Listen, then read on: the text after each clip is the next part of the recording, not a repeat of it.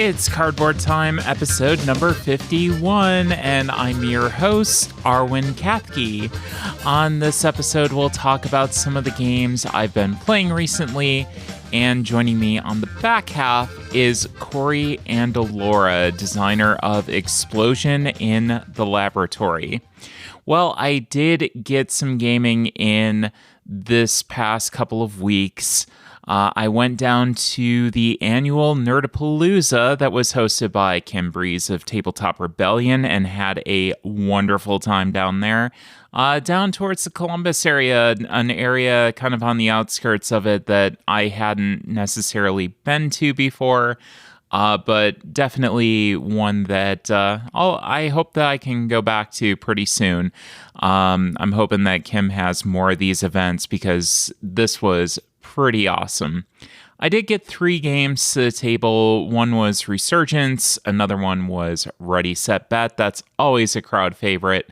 And then the third was Cat in the Box that we played with a full 5-player complement. It plays way differently at 5. I absolutely love this game. Probably one of my favorite trick-taking games besides The Crew. Not exactly sure where those two kind of stand next to each other, but I went from not liking trick-taking games at all to absolutely loving a whole bunch of them with this, with The Crew, with Tome, with Shamans. I almost forgot about that. Yeah, lots of awesome trick-taking games.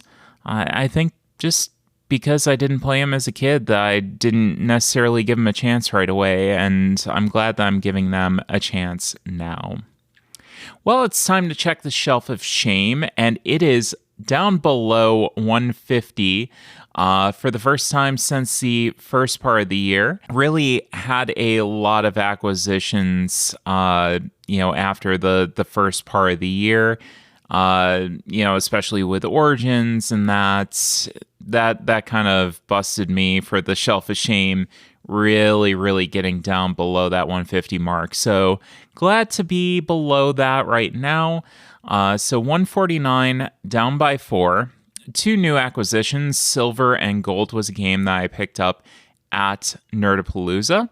And then Resurgence came in, and it actually came in like a TNT fireworks box, which just was really weird and strange.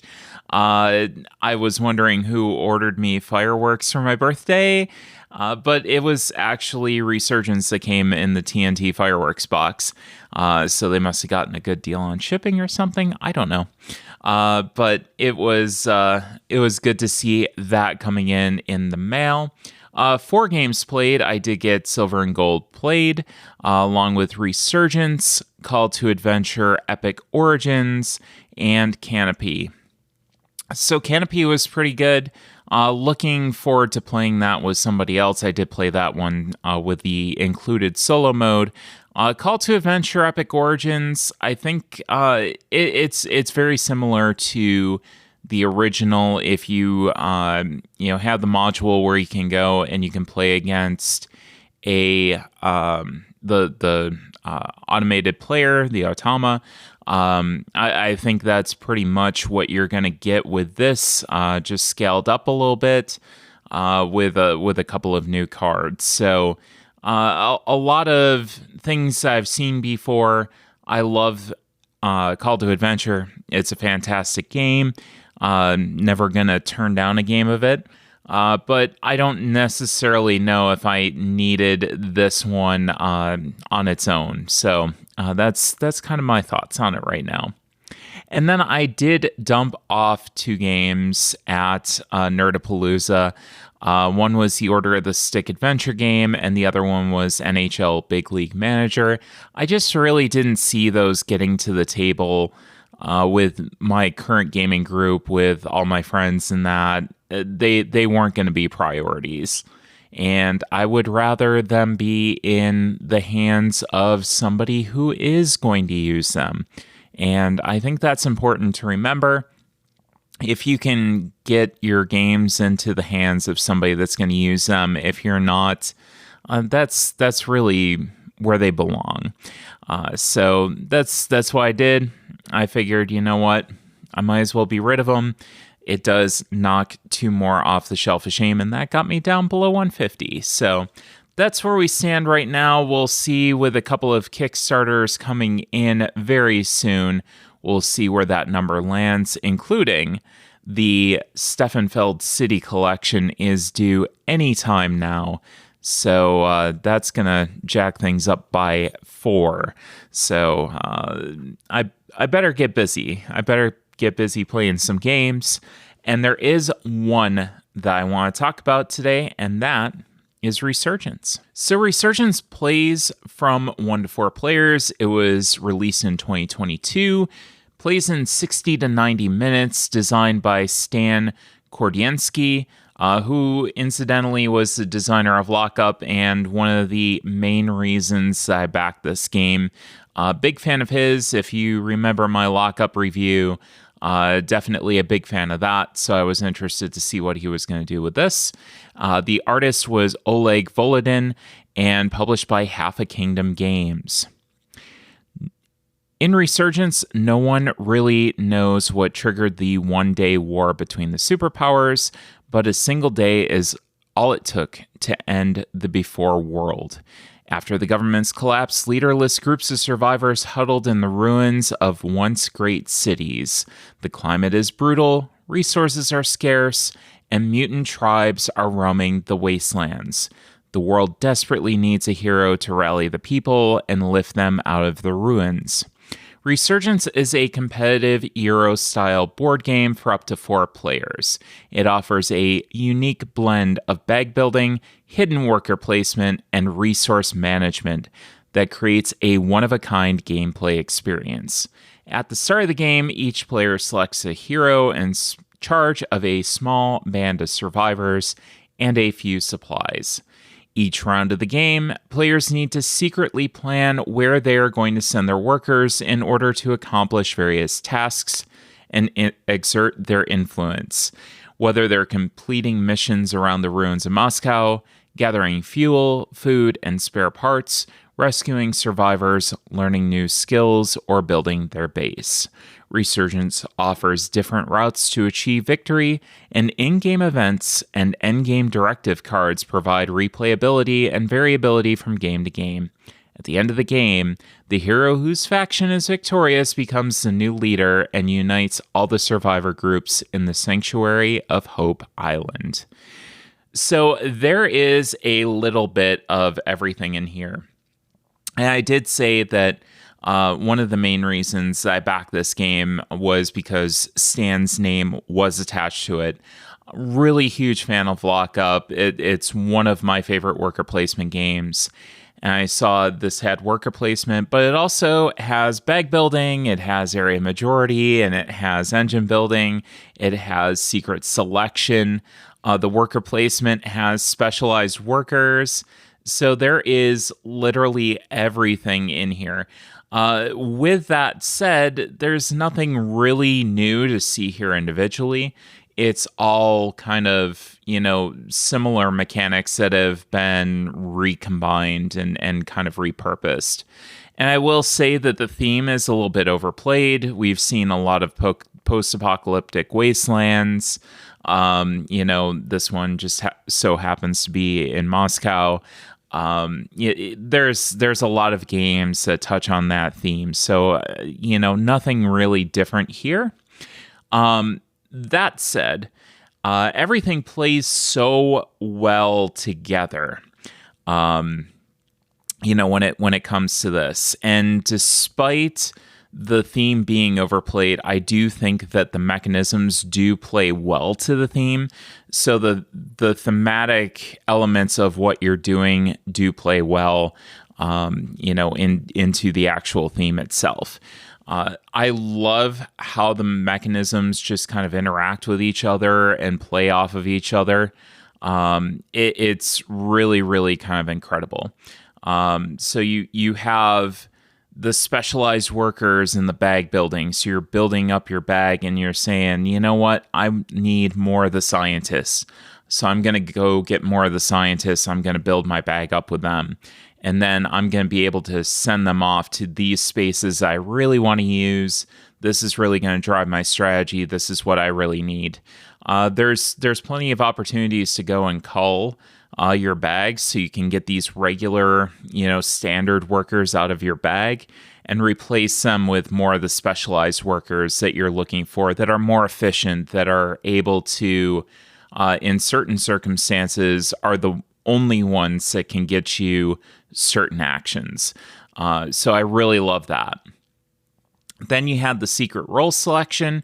So you're going and you're drawing these chips out of your bag, and those are your workers. You're assigning them to different areas, and then depending on the strength of them and how specialized they are, that will potentially move you up an area majority track. So you're basically assigning them in secret so that your opponents can't really see what you're doing. That adds another element of trickiness, where you really want to go to the spots that are in this area, but you also want to move up these tracks that are going to give you different bonuses as well, including at the end of the game. So there's like a lot going on. And then, it just feels like you want to do more than you can. And that is something that, it is really a common element of games I tend to like, is I always want to do more. I always, I want to feel satisfied, but I always want to be left feeling like, hey, I'd like to do one or two more things on my turn. Just leave me wanting.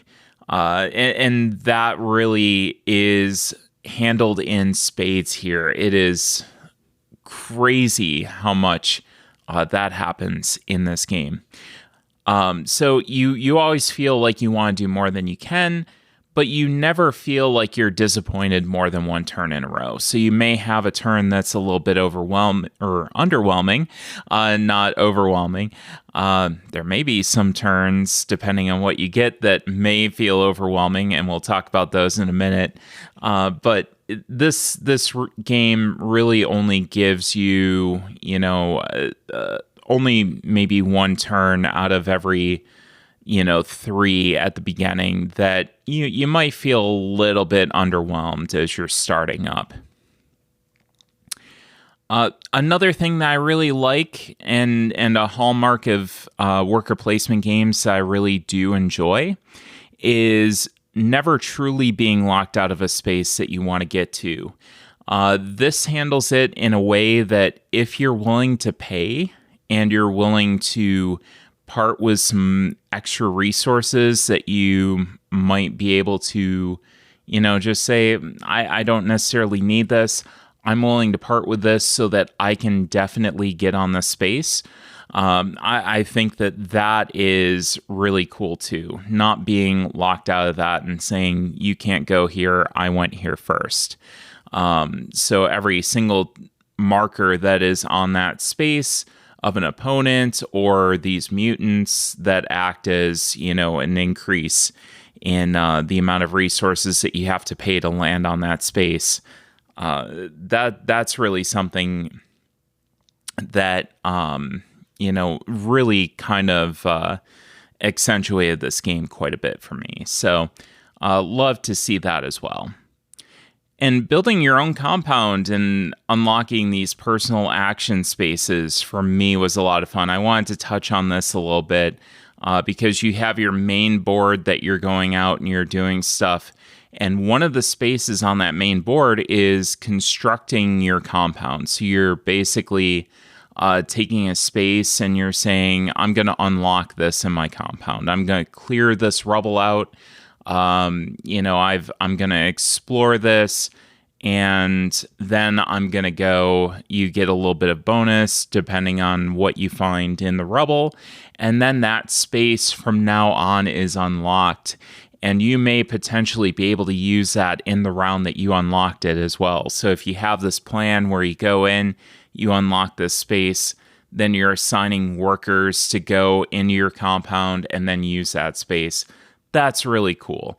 I really loved having that, where you could go and you could rush out to the board, you could do your stuff out on the board, and then come back to your compound and have your individual actions. Or if you needed some resources from what you were going to do on your personal board to go out and then go exploring, you could do that as well.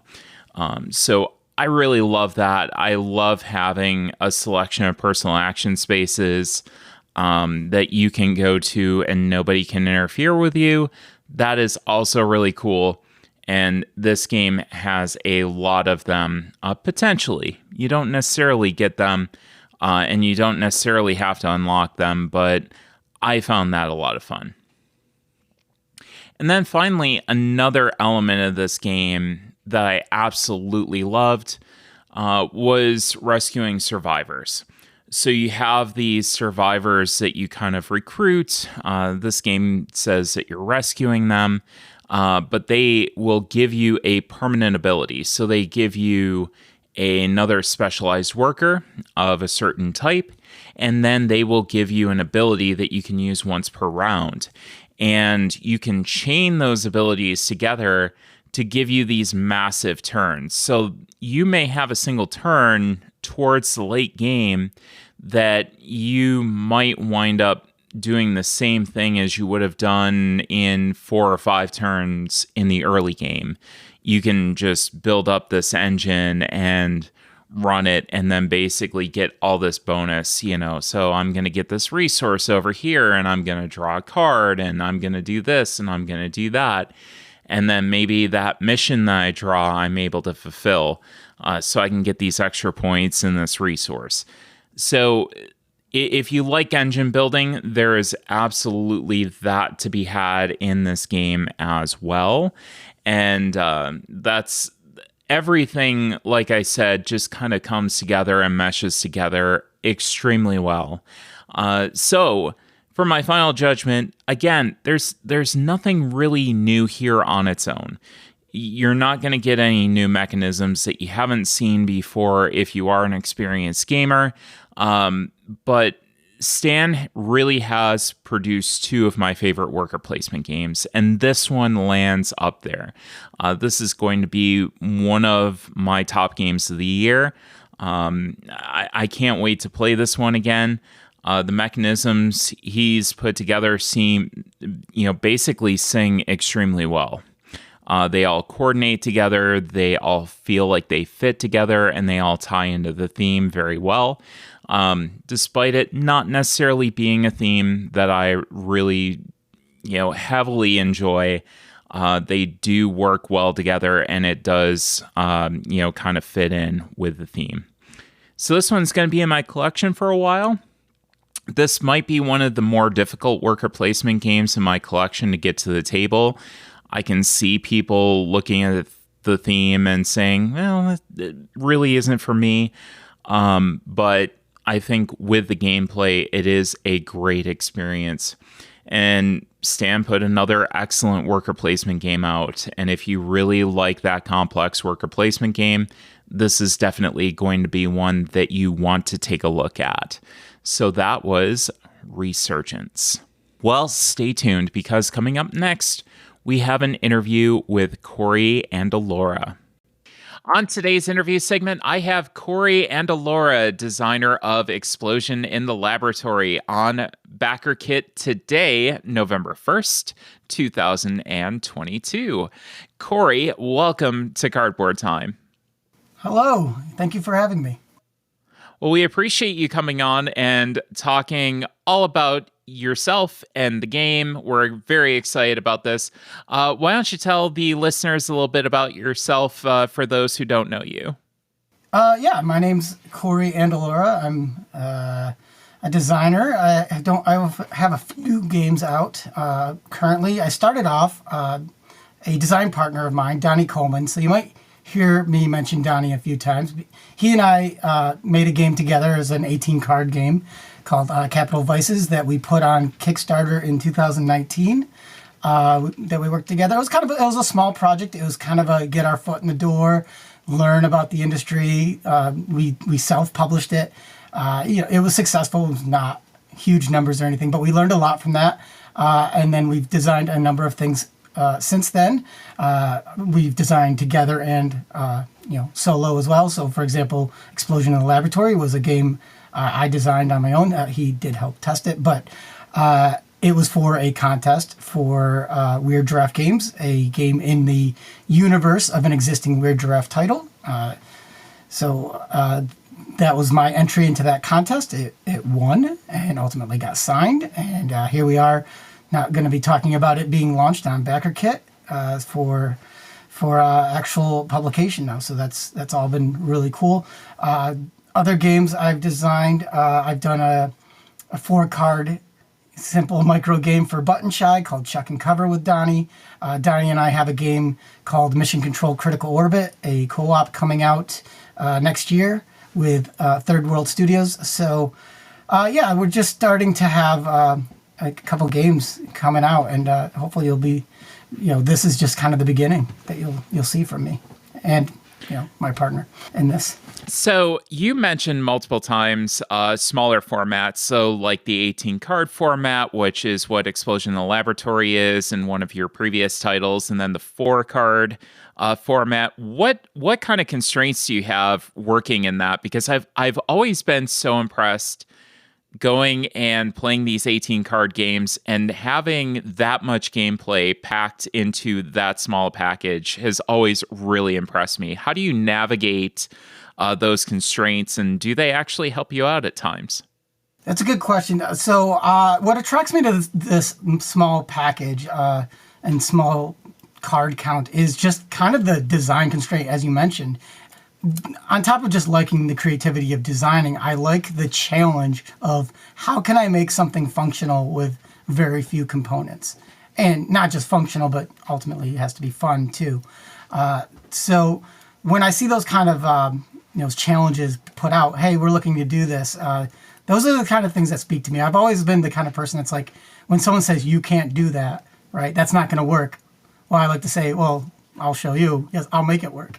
And I'll figure it out. So that's kind of what drew me to those types of challenges. And so the Explosion in the Laboratory started off as an 18-card game. It's 27 cards now. But for the contest, it was 18.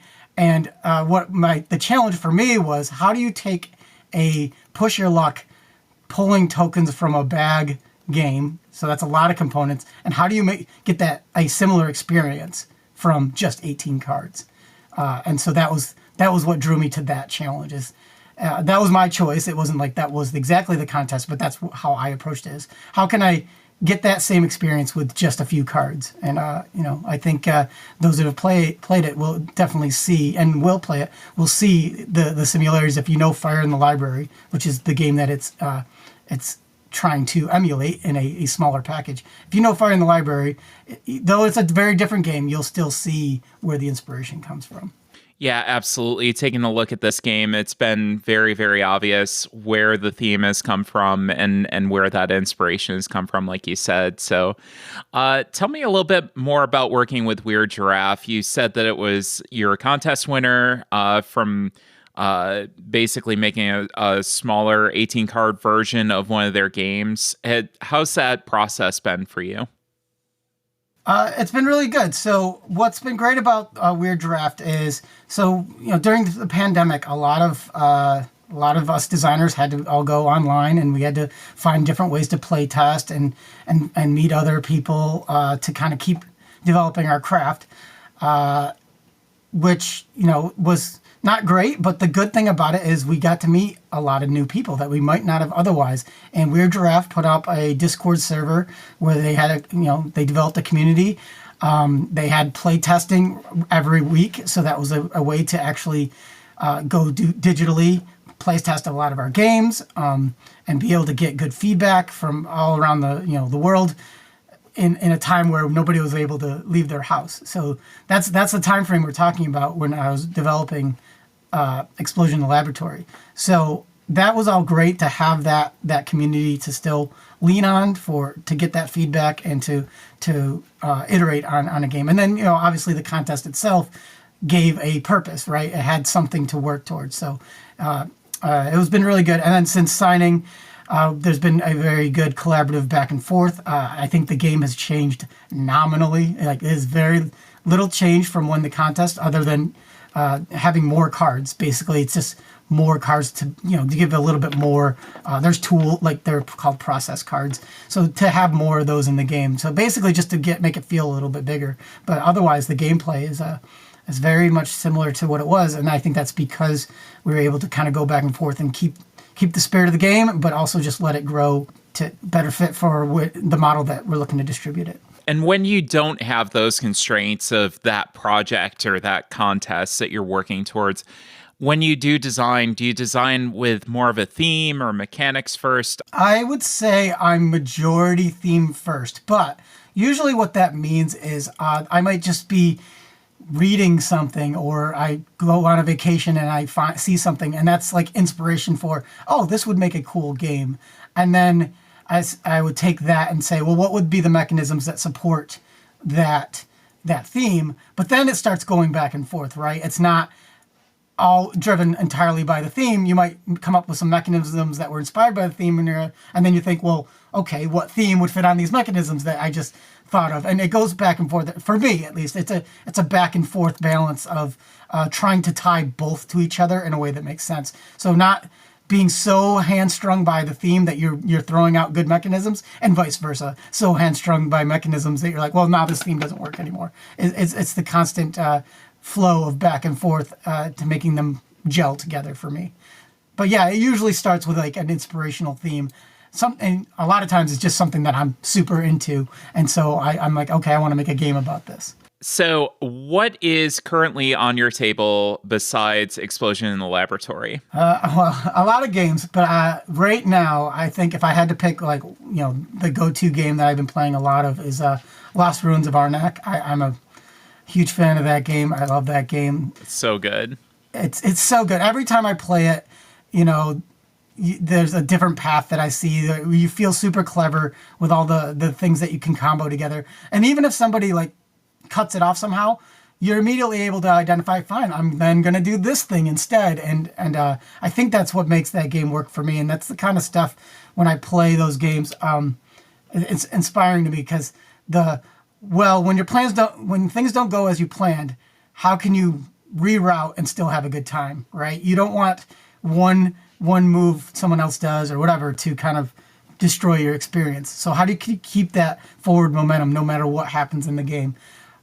Another inspirational, a designer in this case is Phil Walker Harding. I have like every game he's ever made. I think what I love about him is, he takes what looks like it should be a simple, straightforward game, and yeah, every time I play it, it's interesting and fun, even though the mechanisms are super simple. And I think that's again an inspiration for me. How do you keep things very simple but still give the player enough agency that they're feeling clever and having a good time? And then I want to throw it back to Weird Giraffe. I have a number of Weird Giraffe games that I love. Besides Fire in the Library, I love Studies in Sorcery is really fun. Tumbletown is super fun with the dice. I think that's generally the kind of games I gravitate towards, are those light to middleweight engine builders that take like 45 to 60 minute games. I just love being able, I can get those to the table easy, explain them quickly, get through a game, have good enough time that maybe you play it again, or you have time for another game, even if you don't play that one again. Those are the ones I gravitate to a lot. Yeah, and I think I'm kind of the same way. I'm an engineer. I have that brain that just kind of, wants to build engines and see them run. And there's just something so satisfying about that. And speaking of which, I did a little research and I've got a couple of topics I want to talk to you about. The first one being the fact that I found out you went to my alma mater, RIT. I went for engineering. You went for software design? Software engineering. So what's interesting, when I went, aging myself a little bit, I went for software engineering. I think it was only the second year it was even a curriculum there. So, and I believe it was the first in the country. So back when software engineering they weren't even sure that it was engineering. I mean, it started off in the engineering department and it's since moved. But yeah, so I went for software engineering.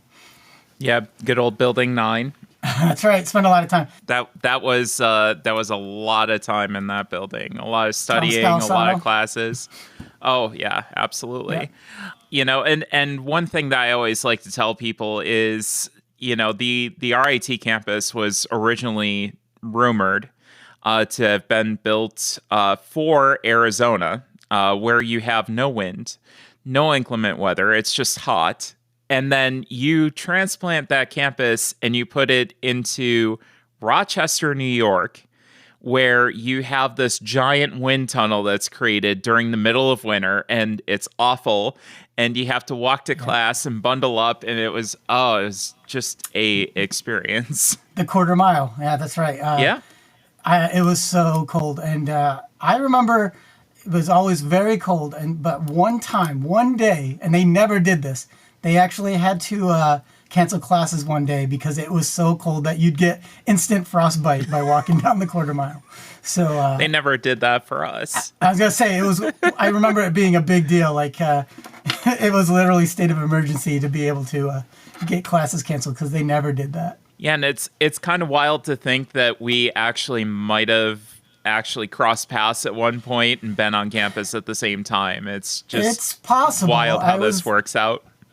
Yeah, towards the tail end, it might have been, there might have been some crossover in times. I was a long timer, though, because I was on the 6-year program because when they have the co-op, cooperative education where you actually go out and work for a little while.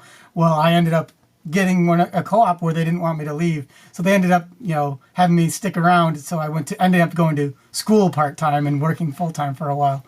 So I was on the, So that worked out for me, I guess, is that I was able to kind of get a career early because of that co-op experience. But that did mean that I ended up going to school a lot longer because it took longer.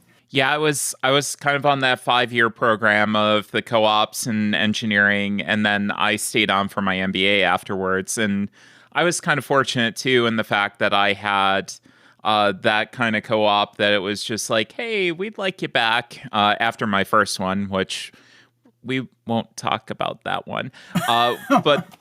But the other one was good. It was kind of a fun time of my life, and I do look back at that fondly every once in a while. But it was just a really cool experience. Ate my share of garbage plates. Excellent. I'm glad you brought up the garbage plate. Yes, so I don't live there anymore. I actually moved to Vermont a decade ago. But I tell everyone I sing praises of the garbage plate.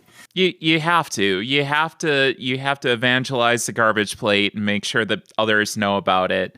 Any time you talk about Rochester, such good food, such good people. Really enjoyed my time there, and I really need to get back and visit at some point.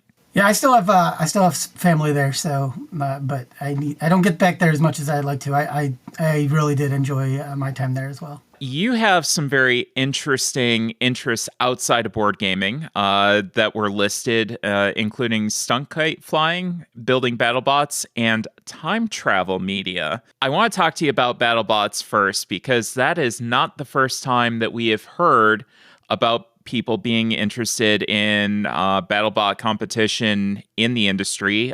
Gil Hova, when I sat down with him, very, very interested.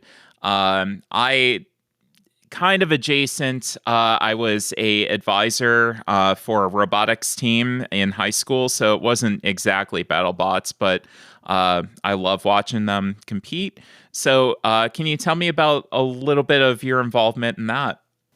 Yeah, so I mean, I've watched it since it was on. It was on the TV on like Comedy Central, where it was almost treated like as a joke sport for the longest time. But I loved it then, and then it went on a long hiatus. It came back on TV, 5-6 years ago on ABC, and then again a couple years ago on Discovery. And I watch every season. I buy them and I consume it. I just love the engineering behind it.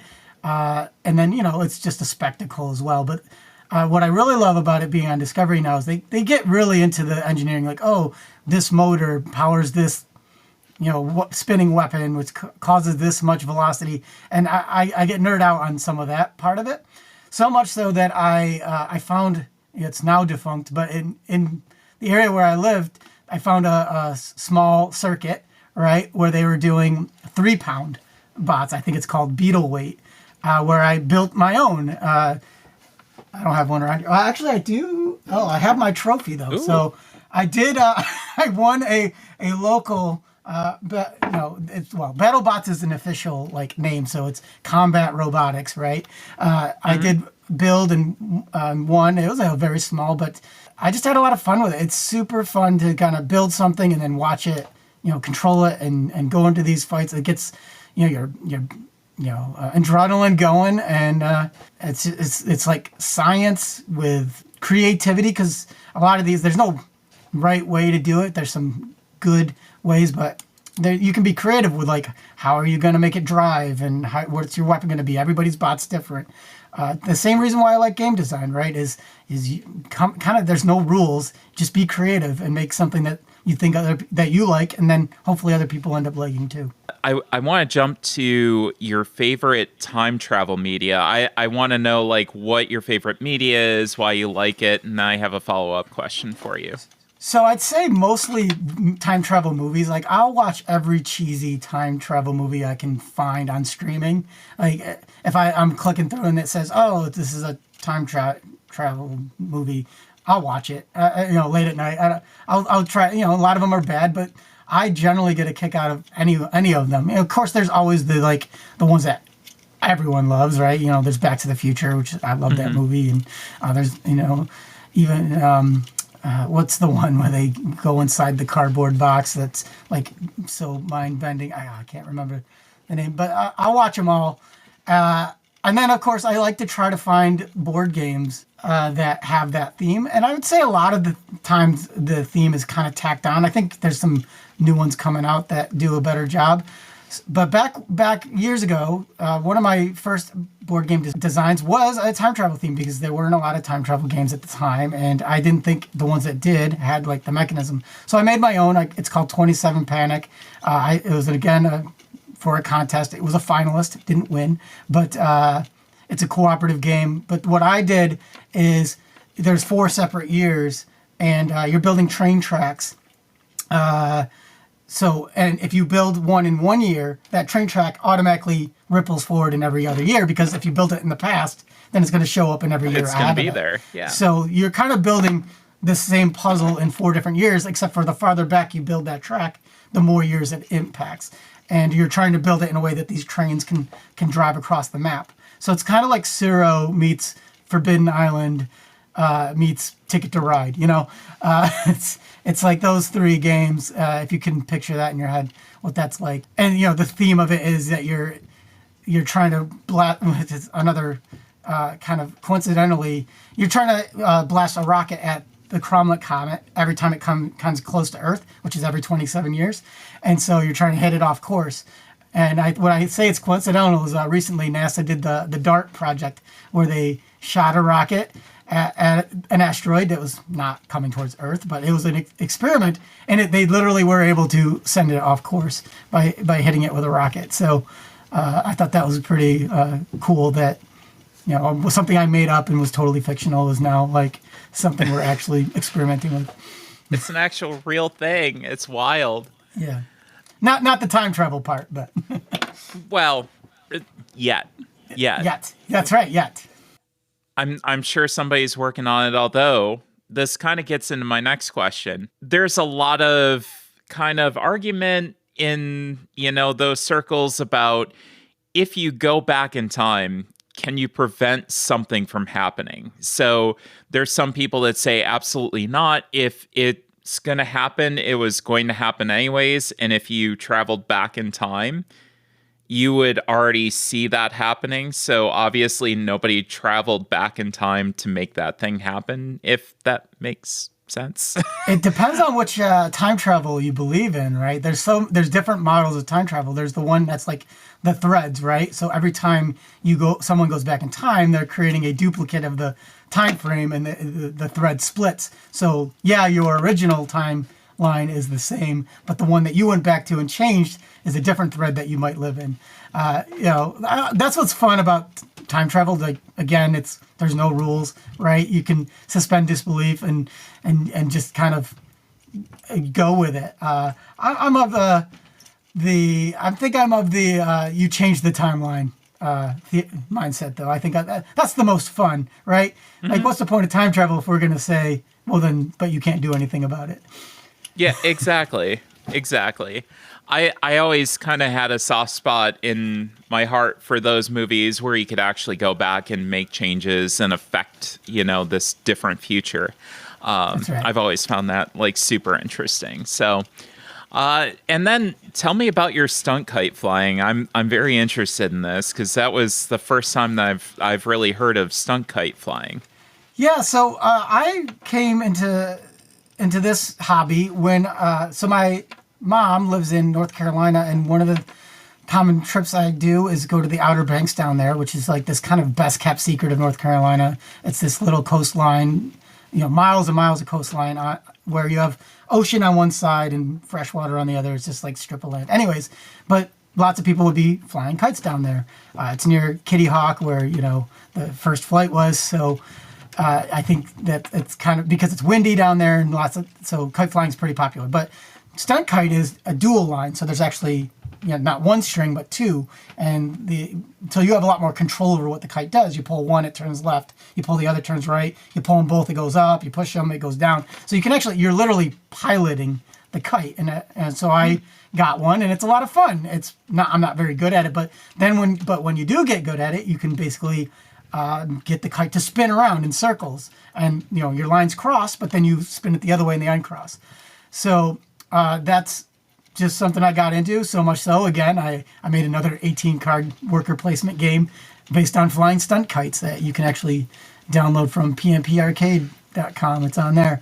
But again, just a hobby of mine that I picked up and was like, oh, I'd like to make a game out of this. I love that blend of, multiple hobbies coming together at the same time. That's always fascinated me. And it seems like board gaming is kind of that common thread where you can literally have any theme and you can make a game about it. And I think that that's some of the magic of the hobby is the fact that you can actually just do that. Yeah, absolutely. And I love that, right? Especially now we're seeing like themes all over the place, right? It used to be kind of the stereotypical, if you're looking a decade ago even, it's like fantasy and space. And there's nothing wrong with those themes, but they kind of got a little saturated. Now we're seeing like everything, there's other kite games made. I'm not the only one. Floodgate put one out just called Kites. It's super fun. I was going to ask if you had played it, so I have. It is hard. It's brutal. A frantic game, but I love it. It's great. I think how open the industry is now and welcoming to different interests right now is great because there's this kind of openness to make a different theme that you might not have considered. Oh, that can't sell, right? But now it's go ahead, make the game you want to make the theme you want to make, and I bet there's going to be a market out there for it. If anybody wants to get a hold of you on social media, how can people follow you? I'm under the handle of Concept Medley. So I mentioned Donnie Coleman earlier, who I make a lot of games with. That was our like company name that we self-published. So you can find Concept Medley games on Facebook, on Instagram, on Twitter. We have a website, conceptmedley.com. So that's where I am the most.